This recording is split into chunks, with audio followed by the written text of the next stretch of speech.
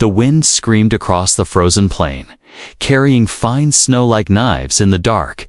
Ethan sat inside his small survival tent, his breath forming little clouds in the lamplight. He held a steaming metal cup in his hands, trying to ignore the constant howl outside. The alien world's nights were always cold. But tonight felt different, like the cold was hunting him. He had been traveling alone for 3 days, mapping the edge of the frozen valley for the expedition team. Far away from any settlement, his tent was the only speck of warmth in this endless white wasteland. He had just set down his cup when a faint scratching sound reached his ears. At first, he thought it was just the tent fabric rubbing against itself in the wind. But then it came again, soft, quick, deliberate. Ethan's hand went to the sidearm lying beside him. He leaned forward, listening carefully. The sound was coming from the tent's entrance flap, heart beating faster. He reached out and unzipped it halfway, letting in a bite of freezing wind. A small figure stood outside in the snow. Shivering violently, her skin was pale blue, almost glowing in the lamplight. Her clothes, if they could be called that, were thin and torn, hardly enough for this weather. Her large eyes blinked slowly at him. And when she spoke, her voice was soft and broken, warm. "Please," she whispered in halting human language. Ethan's first thought was that she was just a lost traveler, desperate for shelter. Without thinking further, he pulled the flap wide and waved her inside. She stumbled in, her feet dragging. Snow melting instantly on the tent floor. The warmth inside made her sigh in relief, though she kept glancing back at the tent entrance. Ethan handed her one of his spare blankets. She wrapped it tightly around herself, but her trembling didn't stop. Up close, Ethan noticed strange patterns on her skin. They were faint at first, like shadows beneath the surface. But every few seconds, they flickered with a dim light. He thought it might just be a reaction to the temperature difference. Still, something about it made him uneasy. "Who are you?" he asked quietly. She hesitated, looking at him with a mix of fear and exhaustion. "They hunt me," she said, the words trembling as much as her hands. Ethan frowned. "Who hunts you?" She shook her head, refusing to answer, pulling the blanket tighter. A sudden sound outside made her flinch. It was a deep, distant howl, not quite animal, not quite machine. Ethan's fingers closed around his weapon again. But the girl's reaction told him this wasn't a predator in the wild. This was something worse. Her eyes darted around the tent, searching for possible escape routes that didn't exist. Ethan's training told him to ask more questions, but her body language was screaming something else, that speaking too much might be dangerous. The tent felt smaller now, the air heavier. He poured her some of his hot drink, trying to make her calm. She took it in both hands, sipping slowly, never taking her eyes off the entrance flap. Minutes passed in silence, the only sound being the wind outside. The flickering patterns on her skin began to glow a little brighter. Ethan noticed it, but said nothing. He wasn't sure if it was polite to ask, or if it would scare her further. Still, he couldn't shake the feeling that she wasn't just here to warm up. She shifted closer to the small heater in the tent. Her eyes lowered, voice so soft he almost didn't hear it. "They will find me soon," she whispered. Ethan felt a chill not from the cold, but from the certainty in her voice. "Who will?" he asked again, more firmly this time. She looked at him, and for a moment, he saw something in her gaze, trust mixed with desperation. But before she could answer, another sound came from outside. This one, closer, heavy footsteps, crunching in the snow, not the random pace of an animal, but the steady rhythm of someone searching. The girl's breathing quickened, her glowing patterns pulsing faster like a heartbeat. She moved even closer to Ethan, almost hiding behind him. He switched off the lamp, plunging the tent into dim shadow. They sat frozen, listening as the footsteps came within meters of the tent. Through the thin fabric, Ethan saw a faint shadow pass by. Voices followed low, guttural, and speaking in an alien language he didn't recognize. The girl's grip tightened on his arm, her fingers cold despite the blanket. The voices lingered for a few seconds, then began to fade into the wind. Ethan didn't relax until the sound was gone. When he finally looked at her, she was still.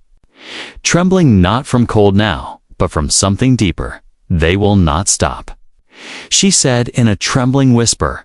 Ethan didn't understand why, but he felt a sudden, unshakable truth. Letting her in tonight had just changed his life forever. The tent felt smaller than ever. Ethan sat on one side, the alien girl on the other, both pretending to focus on the small heater between them. But neither of them could ignore what had just happened outside. The sound of those heavy footsteps was still fresh in Ethan's mind, and the way her glowing skin had pulsed faster when the voices came. It wasn't normal. She sipped slowly from the steaming metal cup he had given her. Her hands shook, not from the cold anymore, but from nerves. Her eyes darted to the flap every few seconds, as if she expected it to be ripped open at any moment. Ethan leaned forward slightly, his voice low. "You need to tell me what's going on," he said. "I can't help you if I don't know." The girl didn't answer right away. Instead, she pulled the blanket tighter, burying half her face. In it, her long, narrow pupils shifted toward him, studying him like she was deciding whether to trust him. Finally, she whispered, "If I speak, you will leave me." Ethan frowned. "I don't walk away from someone freezing in the snow," he said firmly. Her gaze lingered on him, as if weighing those words. She opened her mouth to speak, but froze when another sound came from outside. This time it wasn't footsteps, it was a low hum, strange and mechanical. Ethan felt the hair on his arms rise. The hum grew louder for a few seconds, then faded away again. She let out a slow breath, her shoulders slumping slightly. "That is their machine," she murmured. "They can smell the heat of a body through the snow." Ethan didn't like the sound of that. He moved his backpack closer, checking that his weapon and emergency supplies were ready. If these hunters could track heat, the tent's warmth was practically calling them over. He turned his attention back to her. "What do they want from you?" he asked. She hesitated, then said, "Not me." "What I carry." Before he could ask more, the glow beneath her skin brightened again. The pattern spread across her arms like living streams of light. Ethan's eyes widened. "Is that dangerous?" She shook her head, but didn't look him in the eye. "It is a sign," she said quietly, "a sign that time is almost here." He wanted to ask what time, but something in her voice stopped him. She shifted closer to the heater, and for the first time since she arrived, she reached out toward him. Her fingers brushed his sleeve lightly, almost testing his reaction. "You are human," she said softly, as if the word carried some special weight. Ethan nodded slowly, not sure where she was going with this. "My people. We are told that only a human can protect me now," she whispered. The words didn't make sense, yet the seriousness in her tone made his chest tighten. He leaned back slightly, giving her space. "Protect you from what?" he asked. Her eyes flickered toward the tent wall, as if the answer was standing right outside from them. From my own kind," she said finally. That hit him harder than he expected. "You're saying your own people are hunting you?" She nodded slowly, her lips pressing together. The heater crackled softly, its orange light reflecting off the strange glowing patterns on her skin. Ethan noticed they seemed to pulse in rhythm with her breathing. "Why me?" he asked after a moment. Her voice dropped lower, almost a whisper. "Because you cannot be changed," she said. "I do not bond with my own kind, but with you, the bond is possible." Ethan's brow furrowed. Bond. He didn't like the sound of that. It was too vague, too unknown. But before he could press for details, the wind outside shifted. It carried with it a faint metallic clinking, like armor or weapons knocking together. The girl stiffened, her hand clutching his sleeve harder this time. "They are close," she breathed. Ethan reached for his weapon, checking the charge level. "Can you fight?" he asked her. She shook her head. "Not now. My strength is for the moment after the bond." That word again, bond. He had no idea what it truly meant. But he was starting to think it wasn't something small. He could feel the tension building. In the air, like the moment before lightning struck, suddenly, the shadow of a figure passed across the thin tent wall. Ethan froze, holding his breath. The girl stayed perfectly still, her glowing skin dimming to almost nothing. The shadow lingered for a second, then moved on. Footsteps crunching softly in the snow. They both waited in silence until the sound faded. Only then did she let out a slow, shaking breath. Ethan turned back to her. Voice steady, but urgent. "If we stay here, they'll find us sooner or later," he said. Her eyes met his, and for the first time, there was no hesitation in them. "Then we move," she replied quietly. "But if we move, the bond may begin before you are ready." Ethan didn't know what that meant, but something deep inside told him he was about to find out. The storm outside grew wilder as night deepened. Snow hit the tent walls like small fists, making the thin fabric shiver inside. The little heater hissed softly, its weak orange light the only warmth between Ethan and the alien girl. But he could see her glow getting stronger. The soft patterns under her skin had turned into bright rivers of light, moving slowly like liquid fire. Ethan watched, uneasy. He wanted to ask what it meant, but every time he opened his mouth, something about her eyes stopped him. They weren't scared anymore, at least. Not in the same way. Instead, they had a strange focus. Like she was waiting for something only she knew about. She had shifted closer to him since the shadows had passed earlier. Now she was only an arm's length away, the blanket around her. Shoulders slipping slightly, her skin radiated a faint heat, though the tent air was still cold. Ethan noticed her breathing had changed, slow, steady, but deep, as if she was controlling it on purpose. "You're glowing more," he finally said quietly. Her gaze flicked up at him, and for a moment, he thought he saw the hint of a smile. "It means the moment comes soon," she whispered. He frowned. "The moment for what?" Instead of answering, she shifted even closer, her eyes locking on his. "You will know," she said softly. Ethan didn't like mysteries, especially when armed hunters were out in the storm. But before he could push her for answers, the wind outside carried another sound, this time a distant hollow horn. Her head snapped toward the flap, her glow pulsing sharply for a second. "They call to each other," she murmured. "It means they have found my scent again." Ethan's jaw tightened. He reached for his pack, pulling it closer. "And checking his weapon charge, we'll have to move before they surround us," he said. She looked back at him, calm despite her words. "If we move now, the bond will seal in the wild, under the open sky." "That's not making me feel better," Ethan muttered. Her glow brightened even more, bathing the tent in a soft blue light. It made the shadows dance strangely. Ethan noticed her hands, small, delicate, but with faint ridges along the fingers. They flexed slowly, like she was warming them up for something. "What exactly happens when this bond thing starts?" he asked. She studied him for a long moment before answering. "When it begins, you will see me as I am. And I will see you." That didn't clear much up. But the way she said it made a shiver run through him. He could feel her heat even from where he sat, not the kind of heat from the heater. This felt alive, personal, like it was reaching for him. Another sound outside broke the silence, a crunch of snow. Closer than before, Ethan froze, and so did she. The glow in her skin dimmed instantly. She leaned forward, whispering so softly he barely caught it. "Stay still." They listened. The footsteps came closer, stopping just outside the tent. Ethan held his breath. his hand on his weapon through the thin wall.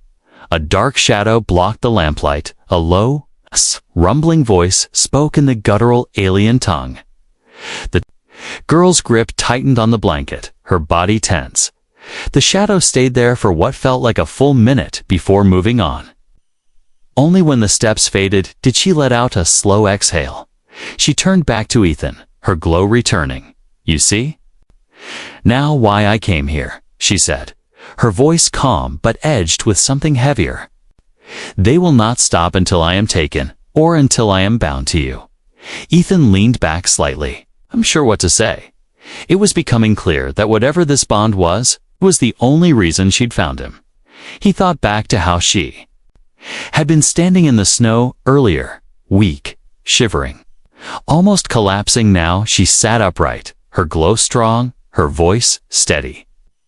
It was like the cold had been her enemy, but the heat in this tent was feeding her strength. She moved a little closer, the blanket slipping further from her shoulders. "Your warmth makes it faster," she whispered, almost to herself. Ethan felt his pulse quicken not from the temperature, but from the way her voice had softened. "I'm here to help you survive," he said. "Yes," she replied, her eyes fixed on his. "And I am here to help you survive too." A sudden, deep vibration ran through the ground. Ethan glanced toward the flap. What was that? Her glow flickered. "The hunters bring their great beast to break the ice and flush us out." The idea of being flushed out into the open snow in the middle of the night wasn't appealing. He tightened his grip on his weapon. "We might not have a choice. We'll need to move soon." She nodded slowly, but her gaze stayed locked on him. "Then be ready," she said softly, "because once we step outside, the bond will choose for us." Ethan didn't know what she meant, but the way her glow flared made the air feel warmer and heavier inside the tent. Outside, the horn sounded again. Closer this time, the night was no longer just cold. It was closing in. The horn blast echoed again. Closer this time. The sound rolled over the frozen plain like thunder. Shaking the thin walls of the tent, Ethan could feel the vibration in his chest. Heavy and deep, the alien girl's glow pulsed once, then dimmed sharply as she pulled the blanket tight again. "They are here," she whispered, her voice so soft it almost vanished in the wind. Outside, the storm hadn't slowed them through the fabric of the tent. Ethan could hear heavy boots crunching in the snow. Multiple sets, moving in a slow, careful, pattern-searching surrounding. He switched off the heater, plunging the tent into cold darkness. The temperature dropped instantly, the air biting at his skin. But at least it might make their heat signature harder to detect. The girl stayed very still, her breathing shallow. Her eyes glimmered faintly in the dark, like shards of ice catching light. She leaned close enough that he could feel the faint warmth of her skin. "They can smell fear," she murmured. Ethan wasn't sure if she meant it literally or not. Either way, he forced himself to breathe slow and steady. The sound of boots stopped just outside. A shadow moved across the thin wall, tall, broad, carrying a long weapon. A harsh alien voice barked something in its guttural language. Another voice answered from somewhere off to the left. Ethan's grip tightened on his sidearm. The girl's hand found his sleeve and held on, her fingers cold despite the glow beneath. Her skin, a sudden metallic clang, rang out in the distance, followed by a roar that rattled the air. Ethan's eyes flicked toward the flap. "What is that?" he whispered. "Their beast," she said, without looking up. "They use it to crush walls, to break shelters, to drag prey into the open." Ethan's jaw clenched. If they brought that thing closer, the tent wouldn't stand a chance. The wind shifted, and with it came a new sound, low, almost like sniffing. The girl stiffened instantly. "They are scenting the air," she whispered. "They will come here." Her words proved true. A moment later, when the shadow outside moved directly to the tent flap, Ethan's heartbeat thudded in his ears. He raised his weapon, ready to fire. If they came through, the flap twitched. A sharp beam of pale blue light cut into the darkness. Scanning the inside, Ethan stayed perfectly still, hoping the lack of movement and the blanket over the girl would hide her glow. The beam slid over his face, then across the floor, finally. It lingered for one long second on the girl's bundled shape. Her grip on his arm tightened almost painfully. The voice outside called something loud and sharp. 2 more sets of footsteps crunched closer. "They know," she breathed. Her voice trembling now, Ethan's muscles coiled, his training kicking in. If they rushed the tent, he'd have to drop at least one before they could react, but before any attack came. The horn blasted again, this time from farther away. The voices outside grew louder, confused. The girl's eyes met his. "They are calling them back," she said. "Something has changed, indeed." The footsteps began to fade, moving toward the sound of the horn. Still, Ethan didn't move, not until the last echo of boots was gone. The silence after was heavy. Snow hissed against the tent walls. Ethan lowered his weapon slowly. "That was too close," he said quietly. The girl nodded, but her gaze stayed fixed on the flap. "They will come back," she said. "They always do." Ethan looked at her in the faint glow that had returned to her skin. He was starting to believe her, no matter where they went. These hunters would track her down again, and somehow, he was now part of the reason they wouldn't stop. "You need to tell me everything," he said firmly. She hesitated, then lowered her voice. "I am not just someone they chase. I am a key." Her words hung in the air like frost. Ethan leaned closer. "A key to what?" "To a door that has not been opened in hundreds of years," she said slowly, "and they believe only my bond with you can open it." He stared at her, unsure if this was madness or truth. But before he could ask more, the horn blasted again, this time much closer. The hunters had returned, faster than he expected. The girl's glow flared, brighter than before. Her eyes locked on his. "If we stay here, we die," she said. "If we run, the bond begins." Ethan's gut told him there was no good choice, but as the crunch of snow drew near again, he knew one thing. Whatever happened next, there was no going back.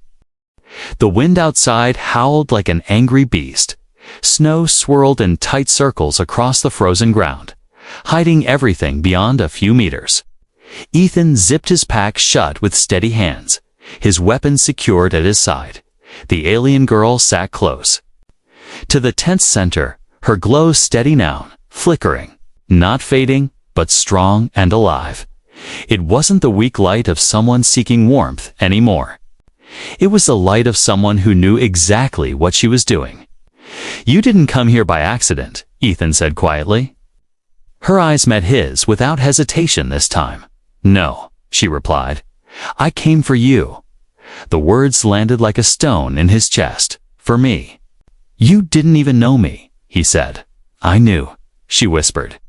"I have known since before I was born." Ethan almost laughed at the absurdity. But there was no humor in her face. Her voice was calm, steady, each word deliberate. "My people speak of a protector, one from the stars. One who walks without the bond, yet can survive it," she said. "They said I would find him far from home, in the cold, and when I did, my life would no longer be mine." Ethan felt a tightness in his throat. "You think I'm that protector?" Her glow brightened slightly. "I do not think," she said. "I know." The way she said it made him believe she had never doubted it for a moment. He shifted uncomfortably. "Why would you need a protector so badly that you'd risk crossing this frozen wasteland?" She lowered her gaze for a moment, then looked back at him. "Because I carry something inside me that my people want. Something they will kill for." Ethan's eyes narrowed. "And what is that?" Her hand touched the side of her chest. Lightly, almost protectively. "A seed," she said. A living seed from the first tree of my world. Ethan waited for her to explain. It is not a tree as you think, she continued.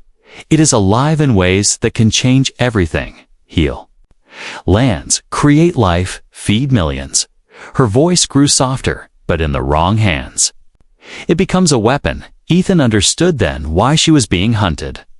Her own people wanted the seed not to save, but to control, and the bond. He asked carefully. Her glow pulsed once, like a heartbeat.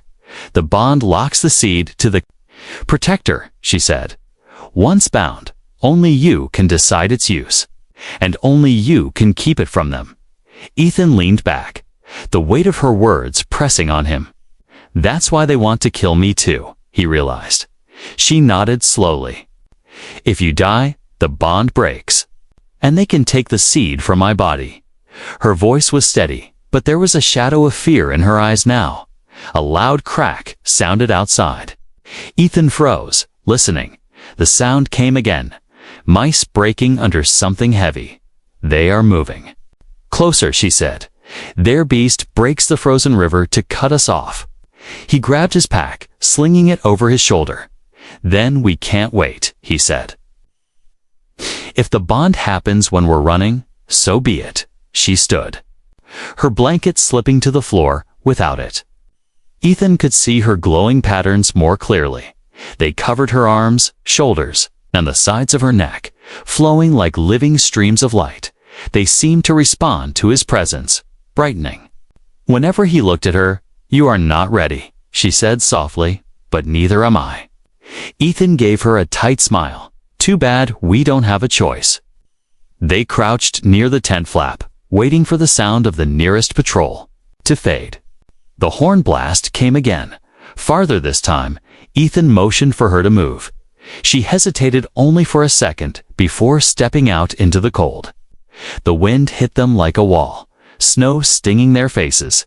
The glow from her skin lit the air around them faintly, a small beacon in the dark. They moved quickly, their boots crunching over ice and snow. Ethan kept scanning the horizon. But the blizzard hid everything. Only the faint shapes of rocks and drifts broke the white emptiness. The girl stayed close to him, her steps light but sure. Then, without warning, she stumbled. Ethan caught her before she hit the ground. Her glow flared so brightly it lit the snow under their feet. "It begins," she whispered, her voice shaking. Ethan could feel her heartbeat through her arm, fast and strong. "What begins?" he asked urgently. "The bond," she said, her eyes locking on his. Her glow spilled across him like liquid light, and for a heartbeat he felt something strange. Not heat, not cold, but a connection. As if her fear, her hope, and her will were all pressing into him. The moment passed as quickly as it came. She pulled away slightly, her breathing heavy. "Now they will know," she said. "They will feel it as I do." Ethan didn't know exactly what had just happened. But he understood one thing. The hunters would not stop. Not now, not ever. Until this was finished, the bond had started. Ethan didn't know how it worked or what it truly meant, but he could feel something different now. It was like a thread connecting him to the alien girl. Invisible yet strong. Every step she took, he somehow felt it in his own legs. Every breath she drew. It was as if the cold air brushed his own lungs. They moved through the blizzard. The snow slicing at their faces.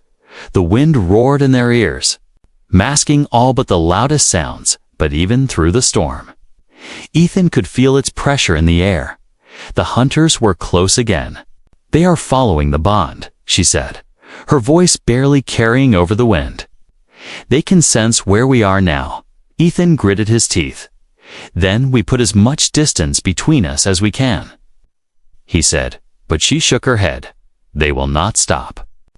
The only way to survive is to cross the frozen river before they can break it." Ethan glanced to the left, through the swirling white. He could just make out the faint, jagged line of ice where the river lay hidden beneath snow.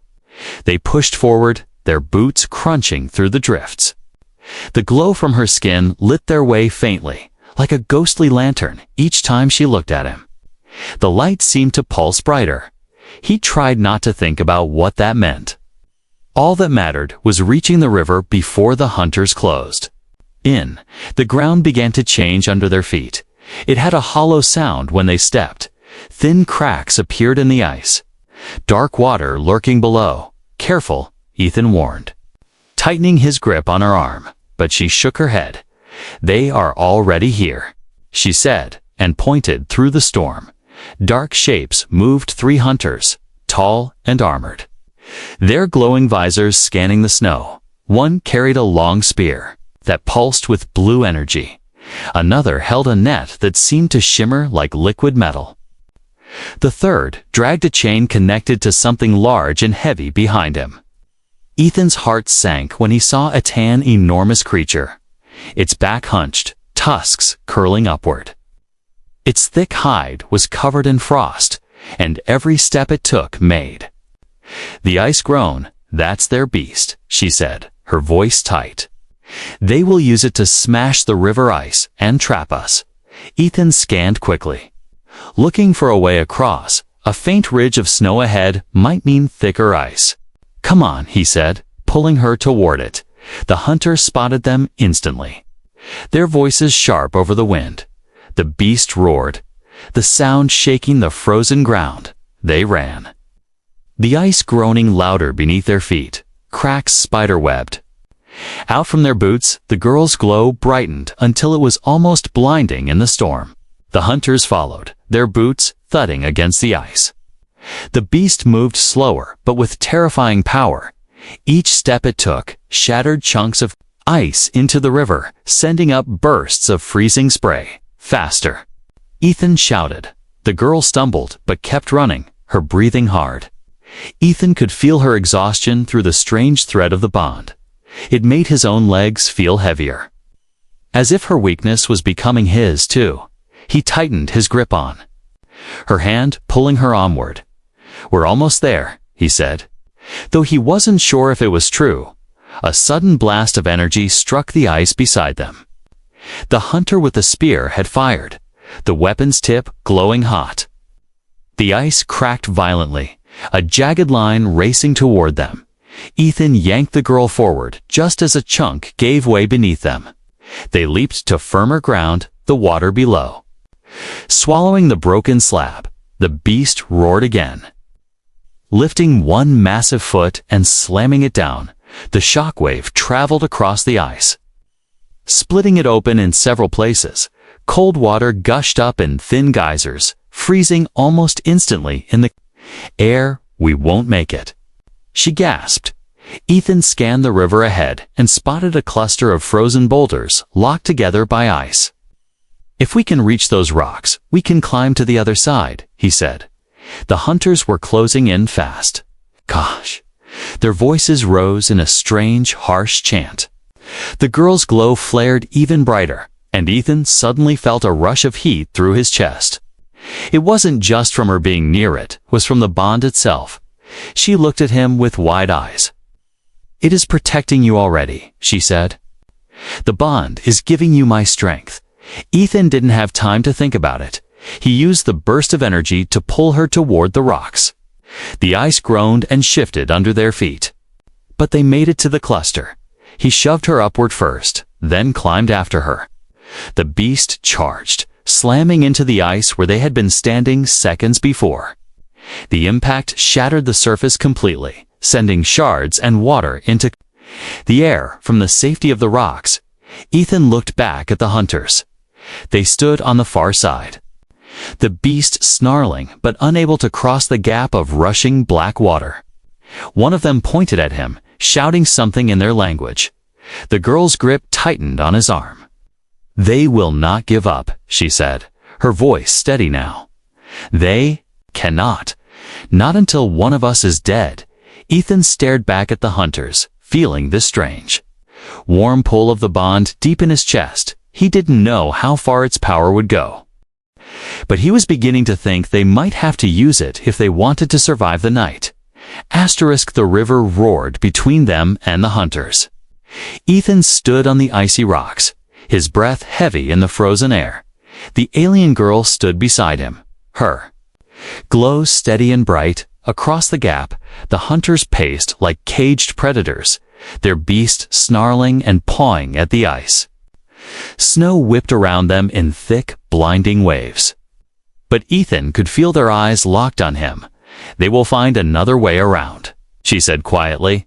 "They will not rest, not now." Ethan kept his weapon ready. Scanning the white horizon, "How long until this bond thing finishes?" he asked. Her gaze turned to him. "It is already finished," she said softly. "Now, it changes us both."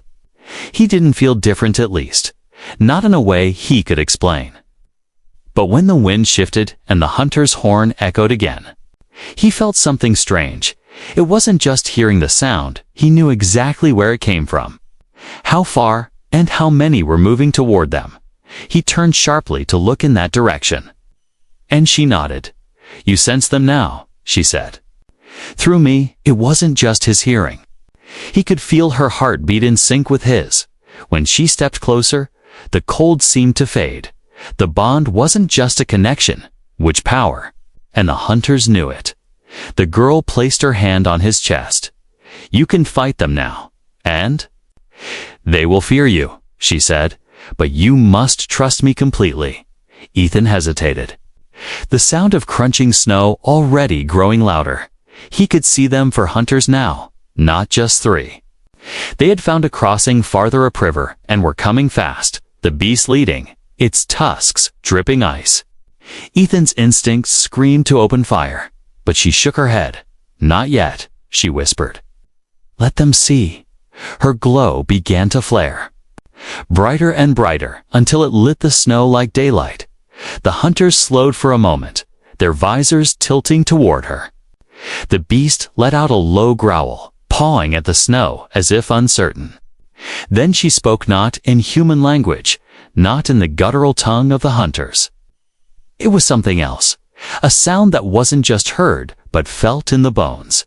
Ethan's vision blurred for a moment, and he saw flashes her memories, her pain, her long journey to find him.